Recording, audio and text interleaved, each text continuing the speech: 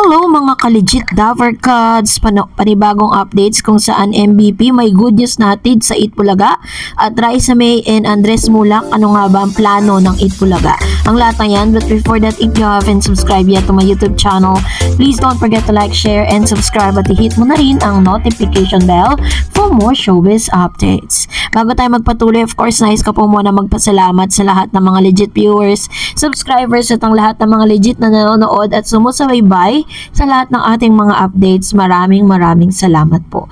And for today's video, to na nga dahil pinag-uusapan ngayon ang patungkol sa mga panibagong pasabog ng Itbulaga. Matapos nga na mag-trending ito pong si Mr. Andres Mulak nung last Saturday dahil po kinabog lang naman niya ang sandamakmak na guest ng It's Showtime na mga kapuso stars, no? Nung pumasok na po itong si Andres Mulak ay biglang nag-number 1 trending po ang Itbulaga at nag-number 1 at pinag-usapan nga, no? Ang dami nag-tweet patungkol dito kay Mr. Andres. Pero marami rin naman ang nakapansin ng kanilang chemistry ni Raisa May. Sabi ng isang entertainment news na Philippine Star Global said, ganda nung height, Andres Mulak meets Raisa May, new Itbulaga guesting. So, malinaw po yun ha. Nag-guest lang po muna siya.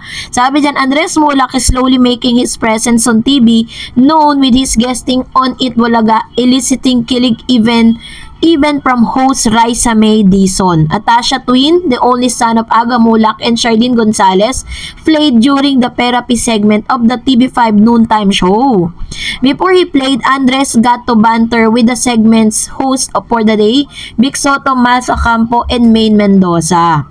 I'm okay naman po pero medyo nervyos, sabi niya. Masaya ako. I'm happy to be here, he said Andres. Miles and Maine were teasing Raisa, who was among the hosts standing on the sideline. Miles volunteered to substitute for Raisa, who was urged to take her place to host the segment.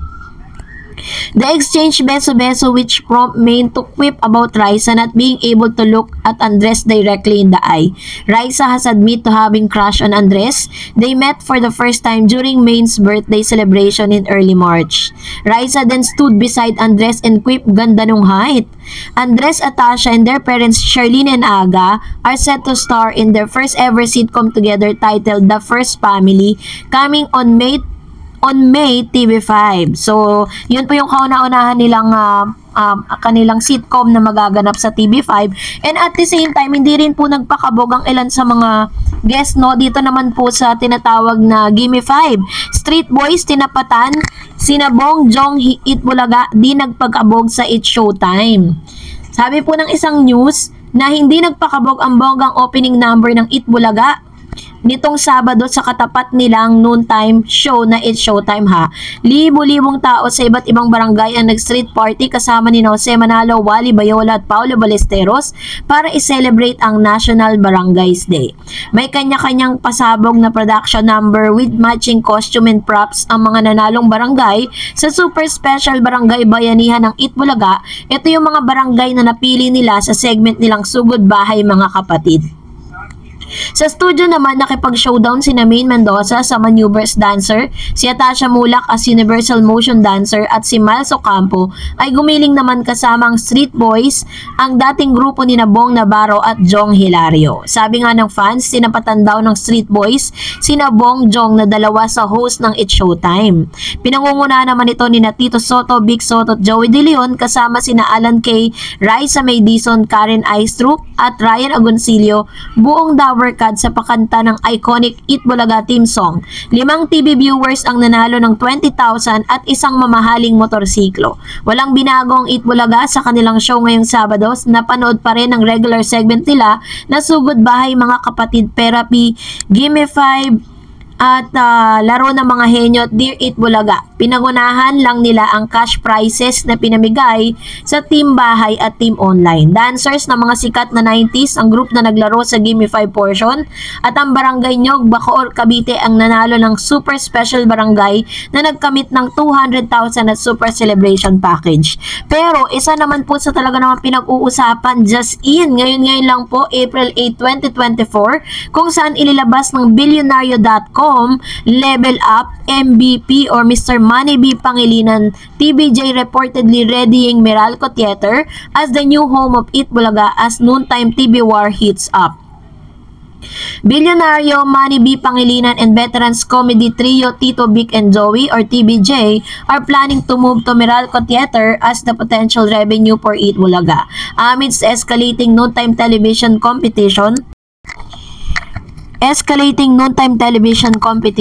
a babbler said Pangilinan Media Quest Holdings and TBJ, co-producers of Eat Bulaga, is reportedly fitting out the Meralco Theater in Ortigas to accommodate a bigger live audience per one of the TV's flagship program. Since leaving GMA Network a year ago due to a spat with the Tape Incorporated of convicted Romy Halushos, Eat Bulaga has found a new home at Media Quest TV5 in Mandaluyong. However, the TV5 studio seating capacity is limited to just 250, which somewhat diminish the impact of live broadcast. So, ibig sabihin, although sinasabi nga na parang dito na nga daw ilalagay, ang pinaka-purpose nito is para ma-accommodate yung mas marami. Pero according po sa news, dito po sa Bilyonaryo.com, said that ang pinaka-capacity lang po ng kanilang studio is almost 250 katao lang. The Meralco Theater boasts a seating capacity over 1,000 people and has been favored venue for concert and plays. Pangilinan, who served as a chairman of both Meralco and PLDT, the parent company of Media Quest, is spearheading the potential move. Eat Bulaga is upping its game after its noontime rival, its Showtime of ABS-CBN Broadcasting move to GMA last Saturday, April 6, replacing the flop TV show Tahanang Pinakamasaya. So para lang po maintindihan nating lahat, ito pong Meralco Theater, kasi siya, ang design niya, it's theater. So, ibig sabihin, pwede kang mag-occupy ng 250, pero pwede pa rin siyang isagad ng 1,000 tao. Kaya pala talagang pinupush nitong si MVP or Mr. Manny B. Pangilinan na mailipat nga ang TBJ dito po sa sa theater, sa Meralco Theater, kasi mas marami nga namang ma-accommodate na mga manonood ng live. Pero according po sa ilang mga netizen at sa mga legit Davarcads, mas gugustuhin pa daw nila na parang pagtuunan ng pansin ni MVP kung paano mapapalawak yung free TV or wide reach ng free TV television, kasi doon po sila nagkakaroon ng problema kasi kung malaki nga po yung kanilang venue, pero kung hindi naman po malawak yung naaabot na reach ng TV5 sa mga kabahayan, hindi pa rin po mananalo or parang mas ma-overpower po sila ng Showtime. Dahil ang Showtime, napakarami po nilang mga network na kumbaga parang pinapagamit sa kanila, GMA7, GTV, A to Z, tapos yung Kapamilya channel pa. So kayo po, anong saloobin niyo patungkol dito, comment down below. And that's it for today. For more videos and updates, please don't forget to like and subscribe for more updates. God bless everyone!